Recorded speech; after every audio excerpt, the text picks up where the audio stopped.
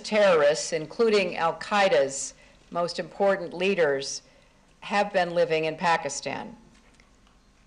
From here, they have targeted innocent people all over the world, in Pakistan, Afghanistan, and far beyond. But no nation has sacrificed more lives in this struggle against violent extremism than Pakistan has. Extremists have killed women and children, blown up mosques and markets, and shown no regard for human life or dignity. The United States and Pakistan have worked together to kill or capture many of these terrorists here on Pakistani soil. This could not have been done without close cooperation between our governments, our militaries, and our intelligence agencies. But we both recognize there is still much more work required, and it is urgent. Today we discussed in even greater detail cooperation to disrupt, dismantle, and defeat al-Qaeda, and to drive them from Pakistan and the region. We will do our part, and we look to the government of Pakistan to take decisive steps in the days ahead. Joint action against al-Qaeda and its affiliates will make Pakistan, America, and the world safer and more secure. But I want to underscore a point that I made in public in the last weeks and made again privately today to the President, the Prime Minister, and others. There is absolutely no evidence that anyone at the highest levels of the Pakistani government knew that Osama bin Laden was living just miles from where we are today. And we know that al-Qaeda has been a source of great pain and suffering to the leadership that has been in every way attempting to eradicate the threat that is posed. But we know we have to redouble our efforts together. That is the way forward. Second, on Afghanistan, both our nations have an interest in a safe, stable Afghanistan that is not a source of insecurity for its neighbors or others. And we need to work together to achieve that goal. As part of America's strategy, we are supporting an Afghan-led process that seeks to split the Taliban from al-Qaeda and reconcile those insurgents who will renounce violence and accept the Constitution of Afghanistan. And we know that for reconciliation to succeed, Pakistan must be a part of that process. Many of the leaders of the Taliban continue to live in Pakistan, and Pakistan has very legitimate interests in the outcome of this process, and those interests need to be respected and addressed. But we also discussed that Pakistan has a responsibility to help us help Afghanistan by preventing insurgents from waging war from Pakistani territory. Today we discussed Pakistan's perspective on Afghanistan and how it can support the international community's efforts there. And we look forward to putting those words into action and seeing momentum toward a political resolution.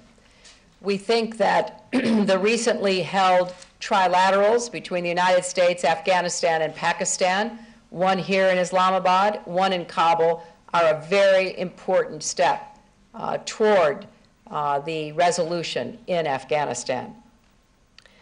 A third major area where America's and Pakistan's interests intersect is the future of this country itself.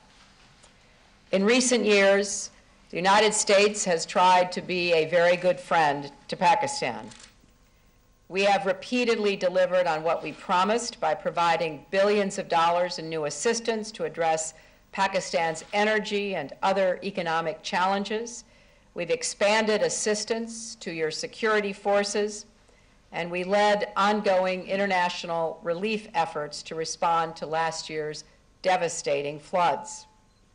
We've built the largest educational and cultural exchange program anywhere in the world as an investment in the youth of Pakistan. And we launched a strategic dialogue that brings our governments together to discuss the full range of common concerns. And we agreed that this work must continue. It continued today, and it will continue tomorrow. We are prepared to stand by the Pakistani people for the long haul. The United States knows that Pakistan's future is imperatively important for us, but even more so for the people themselves. And we look toward a strong Pakistan, one that is democratic, one that is prosperous and stable, being a cornerstone for regional stability and global security. That is why the United States will continue to support Pakistan's sovereignty, its civilian elected government, and above all, its people. But let me be clear, as I was today, America cannot and should not solve Pakistan's problems. That's up to Pakistan. But in solving its problems, Pakistan should understand that anti-Americanism and conspiracy theories will not make problems disappear. It is up to the Pakistani people to choose what kind of country they wish to live in. And it is up to the leaders of Pakistan to deliver results for the people. There is still a lot of work to be done to reduce corruption and grow the economy, to rebuild from the floods, to get electricity more readily available, to make progress in eliminating extremists and their sanctuaries. So there are hard choices to make, and we should proceed in a spirit of openness and candor, because part of friendship is speaking honestly and telling each other our perspectives and, where necessary, even difficult truths as we see them. We have shared interests, we have common challenges, and yes, we have areas of disagreement. During Pakistan's first winter as a young nation, Muhammad Ali Jinnah said, "We are going through fire. The sunshine has yet to come." But his confidence in the resilience and determination of the Pakistani people never wavered, and the years have vindicated his faith. As we look ahead from this pivotal moment, that determination by the Pakistani people themselves will be more important than ever. I believe that Pakistan's best days are ahead, and the United States wants to be there as you move into a future that realizes the promise of your beginning. And we will stand with you and support you as you make the tough decisions to have the kind of country and future that the people of Pakistan deserve.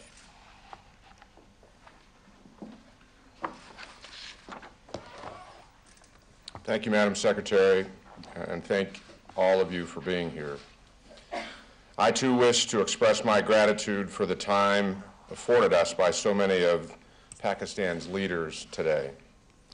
Having been somewhat of a frequent flyer myself to these parts, I know and appreciate how tough it is, especially in times like this, to break away from the press of events to hold these sorts of discussions. And as the Secretary mentioned, they were very candid discussions, the kind of discussions two friends should be able to have at such a critical time. I want to associate myself with everything the Secretary said about the criticality of this relationship and about moving it forward in a positive direction. But in particular, I want to echo her comments about the shared sense of urgency. I think we all realize the challenges under which this relationship now labors. But now is not the time for retreat or for recrimination. Now is the time for action and closer coordination. for more cooperation, not less, for the friendship to get stronger, not weaker. The killing of Osama bin Laden has accomplished many things, many necessary things. It has removed permanently the leader of an organization that is avowed to no other end than the killing of innocent people. It has sent that organization into some disarray and most likely disrupted some of its future plans. It has called into question, indeed it has proven false, al-Qaeda's claim and confidence in itself as untouchable or omniscient. Just as events throughout the Arab world prove false al-Qaeda's ideology of extremism and hate. But bin Laden's death, however welcome, has not for the short term eliminated the threats we both face from terrorism. Recent attacks right here in Pakistan over the last few days serve as grim reminders of that fact and of the sacrifices the Pakistani people continue to pay at the hands of these criminals. Nor has his death meant the death of al-Qaeda altogether, or of the alliances that have formed between al-Qaeda and elements of the Taliban. We see that collusion persist. We see the desire emerge for longevity and reorganization, and perhaps even the desire for closer ties between disparate groups of extremists. To be sure, these groups are weaker, much weaker, and not just as a result of this raid, but as a result of the extraordinary efforts expended by both coalition forces and the Pakistani military over the last several years. There is a much larger struggle afoot, and I would be remiss if I did not applaud the bravery and the skill with which Pakistani troops have engaged the enemy in that struggle, losing thousands of their number in the process. But in their weakness and in their confusion, the terrorists are lashing out. And so the fight will and must go on. And it must go on with the Pakistani military and the U.S. military acting, coordinating, and leading together. We've come too far and sacrificed too much for it to be any other way for either of us. This isn't America's war. This is Pakistan's war and Afghanistan's war. It's a regional war against a common enemy, a war in which all of us share a stake and all of us must hazard certain risks. For our part, my military took many risks going after bin Laden, risks to the lives of our men and women in uniform, risks to civilian casualties, and to collateral damage. We took the risk of being wrong about what we thought we knew of the killer's whereabouts. And yes, in our desire to preserve secrecy, we incurred a certain risk in our relationships with other nations in the region. But this particular relationship with Pakistan is too critical, and now is too critical a time to allow whatever differences we may still have with one another impede the progress we must still make together. I harbor no illusions about the difficulties ahead, nor do I leave here misinformed about the trust which still needs to be rebuilt between our two militaries. But I do leave here with a sense that General Kiani and other Pakistani military leaders share my commitment to that task and share my desire to look for ways to advance the relationship. There's no better time for that sort of partnership than right now. Thank you. The first question is from Bakir Sajjad from Dawn. Madam Secretary, you spoke about expectations, and you said this in Paris as well before coming here. After your meeting with the Pakistani leadership, what is your assessment that is Pakistan ready to meet those expectations, and how do you assess that? Is Pakistan ready to move away from what your military leadership thinks its collusion with Haqqani Network and other groups that are of concern to the United States and other countries? Well, let me speak first from my perspective. I cannot speak for the Pakistani leadership with whom we met, but certainly my conclusion is that we are both committed to this relationship. We understand its strategic importance. We have critical interests that intersect in a number of important areas, which we both have mentioned, the issue of extremism, the future of Afghanistan, the economy, long-term stability. And we also have a shared appreciation for the sacrifice that the other has been making and continues to make. You know, when we sit down to talk together across from the leaders of your country, we represent a country that has also been victimized by extremism, that has also lost brave young men and women in uniform who are fighting against the violent extremists.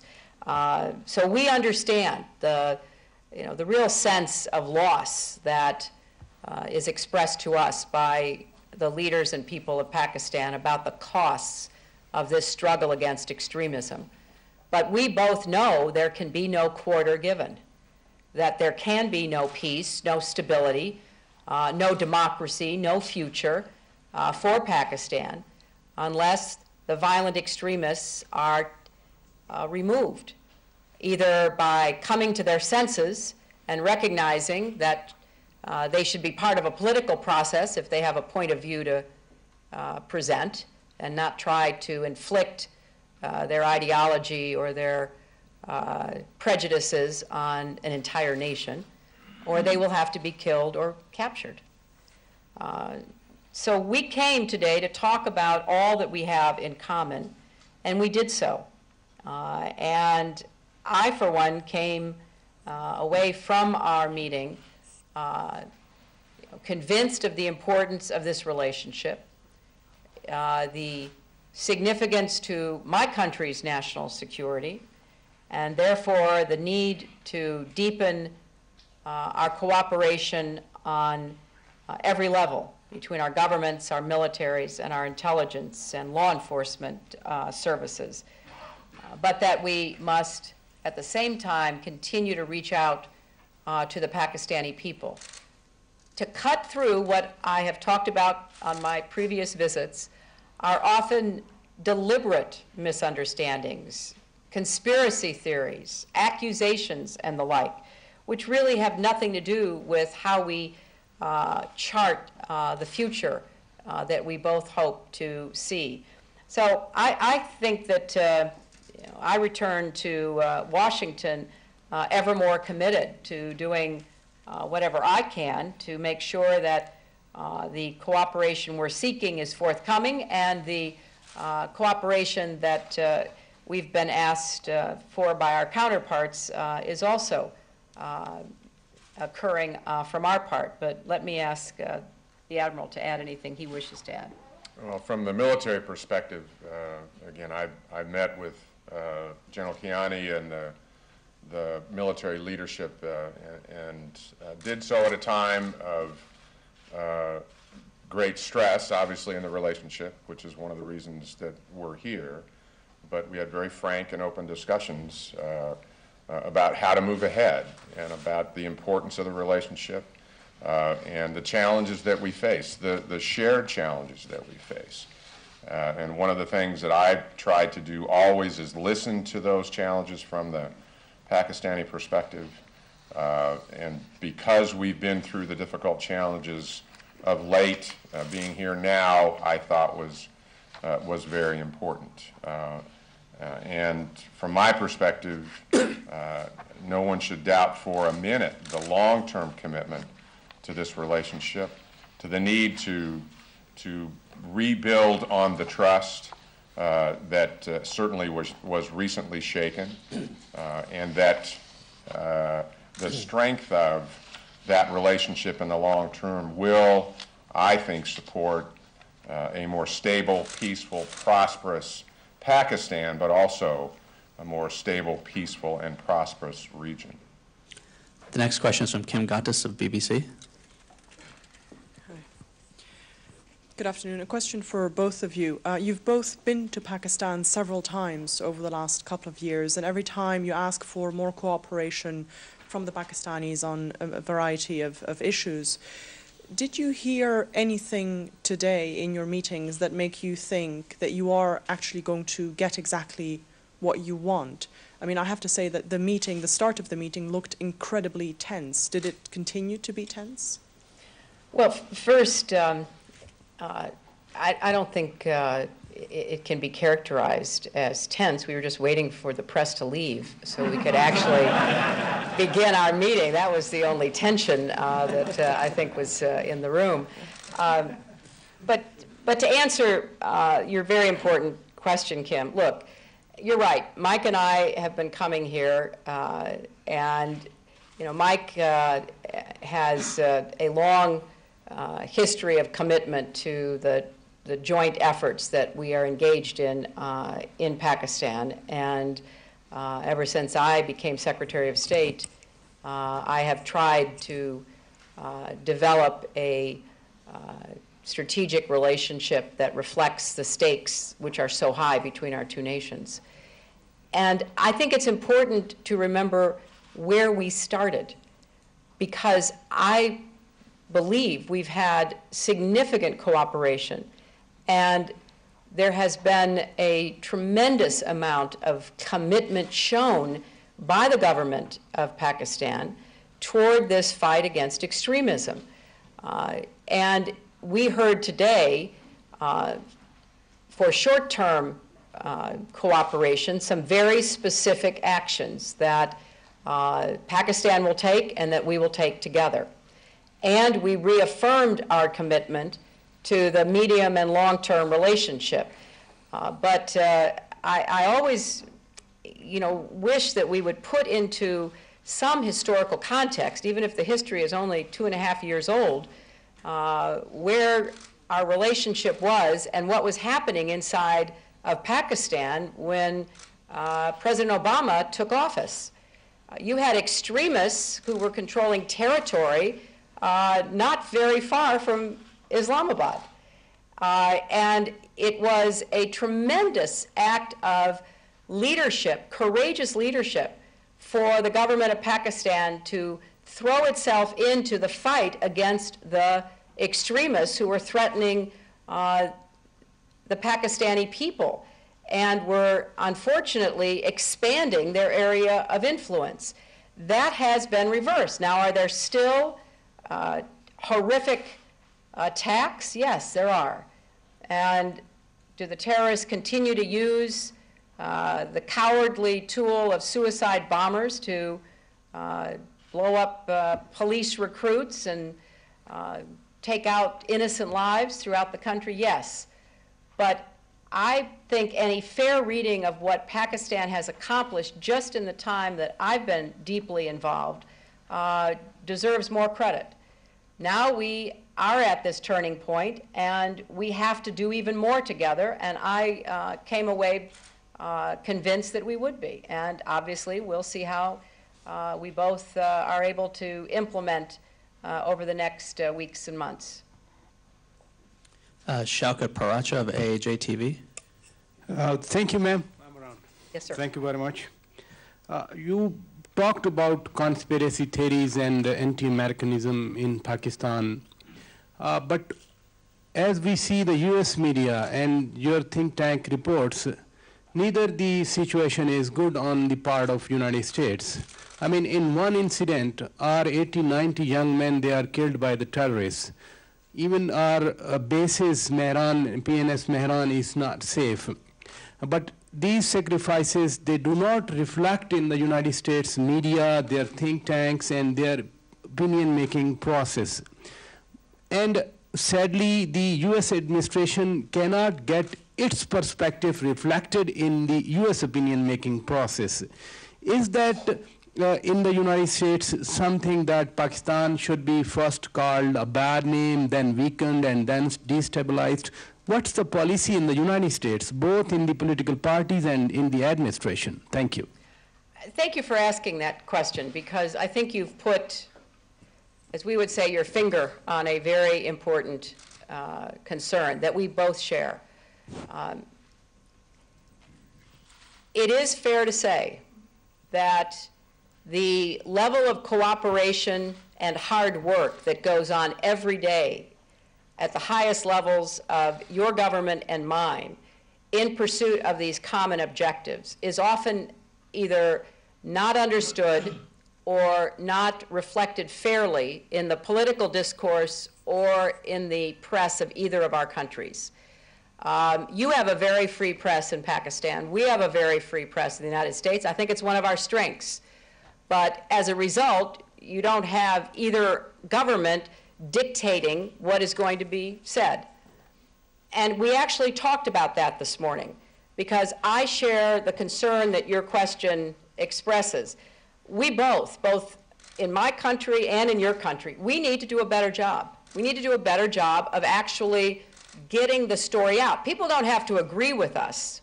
That's, you know, in a democracy, which we both are, you are free to disregard whatever position is put out. But what is not helpful is either not knowing what we are doing on both sides or deliberately distorting what we are doing.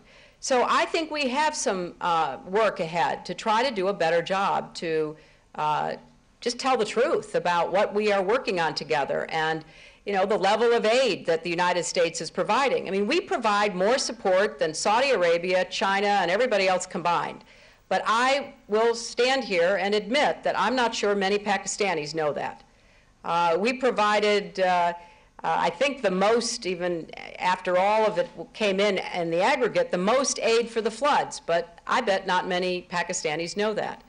And on the reverse, as you rightly point out, you have suffered grievously. The loss of those young men who were training to protect their country was a tragedy.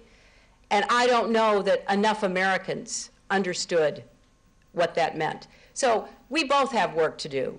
So let's clear away the underbrush.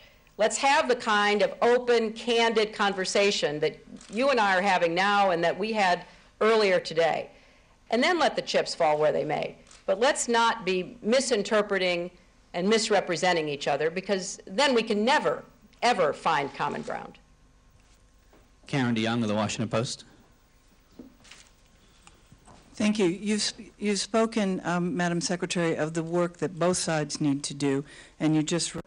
Quite emotional in conveying how they would have gone after him if they had known he was there, because, as the President said, there's a lot of reason to believe al-Qaeda was behind his wife's murder. So there were common concerns about this, and we had a very forthright discussion. With respect to visas, look, our security assistance is provided in coordination and at the request of the Pakistani government and the Pakistani military. And we work closely with Pakistan to try to ensure that they have the training and the equipment and that we have the personnel necessary to support their counterinsurgency efforts. And the size of our presence at any time in Pakistan is a function of the amount and type of work that is needed to be done to meet the Pakistani government's request.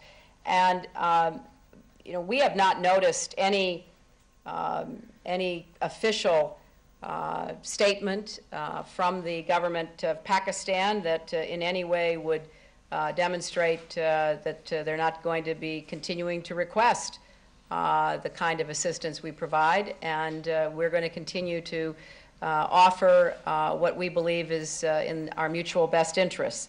And Mike, do you want to add anything? The only thing I'd add, Karen, is certainly talked with General Kiani and in recent really weeks and months about the level of military support. We've been here for some time at the invitation of the Pakistani government, Pakistani military, working a training mission, and those numbers go up and down over time, and there have been requests to reduce those numbers, and those are in and going through the details of what that means and how that looks in the future is something we're working our way through with them literally as we speak. Thank you all. Thank you.